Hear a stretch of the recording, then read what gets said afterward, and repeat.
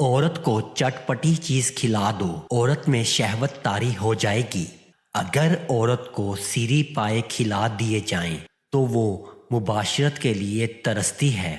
اگر عورت کو بادام والا پانی پلا دیا جائے تو عورت کو گرمی نہیں ہوتی، ٹھنڈی ہو جاتی ہے۔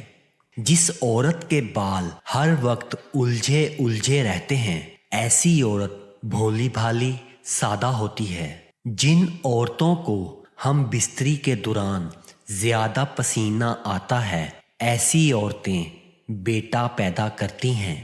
اگر عورت کو ٹماٹر کھلا کر ہم بستری کی جائے تو عورت بہت جلدی فارغ ہو جاتی ہے۔ عورت ہمیشہ کیلے کو کاٹ کر کھائے، ورنہ عورت کے اندر نفس منہ میں لینے کی عادت پڑ جاتی ہے۔ اگر عورت کے سامنے کھیرے کو کاٹا جائے تو عورت کے اندر جسمانی خواہش ابھرنا شروع ہو جاتی ہے۔ اگر عورت نہا کر جیسے ہی واپس آئے اور اس کے بالوں میں ہاتھ پھیرا جائے تو عورت گرم ہونا شروع ہو جاتی ہے۔ عورت اگر سر میں تیل لگا رہی ہو اور اس کے بائیں ہاتھ کا انگوٹھا چوس لیا جائے تو وہ ہم بستری کے لیے تیار ہو جاتی ہے۔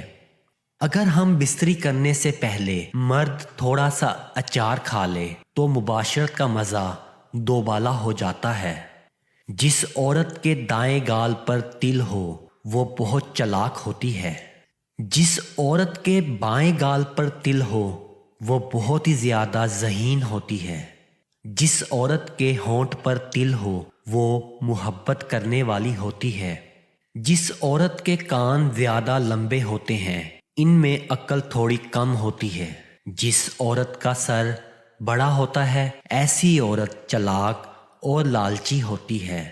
جو عورت بائیں ہاتھ سے کام کرتی ہے تو سمجھ جاؤ ایسی عورت موٹا نفس بہت زیادہ پسند کرتی ہے۔ جب عورت دانتوں میں انگلی دبا رہی ہو تو سمجھ جاؤ ایسی عورت پر شہوت طاری ہے۔ جب عورت اپنے ہونٹوں کو دانتوں میں دبائے تو سمجھ جاؤ وہ مباشرت کرنا چاہتی ہے۔ اگر عورت کو مباشرت سے پہلے تھوڑی سی املی چٹا دی جائے تو عورت مرد کو پورا مزہ دیتی ہے۔ عورت کے کالے سیاہ ہونٹوں پر کچھ دن لسوڑے کا چھلکا مسلا جائے تو عورت کے کالے ہونٹ سرخ ہو جاتے ہیں۔ جو عورت دائیں ہاتھ سے کام کرتی ہے تو سمجھ جائیے کہ ایسی عورت کو الٹا ہو کر جمع کروانا پسند ہے۔ جس عورت کے پاؤں کی تلی پر تل کا نشان ہو تو سمجھ جائیے ایسی عورت بیٹے زیادہ اور بیٹیاں کم پیدا کرتی ہیں۔ انگوروں کا رس پی کر ہم بستری کرنے سے مرد اور عورت دونوں زیادہ لطف اندوز ہوتے ہیں۔ اگر مرد ہم بستری سے پہلے کچی املی کو نمک کے ساتھ کھا لے تو مرد کا معدہ گوند کی طرح گاڑھا نکلتا ہے، جو کہ عورت کو بھی مزہ دیتا ہے۔ جب عورت فارغ ہونے لگتی ہے تو اس کی دائیں آنکھ سے پانی نکلنا شروع ہو جاتا ہے۔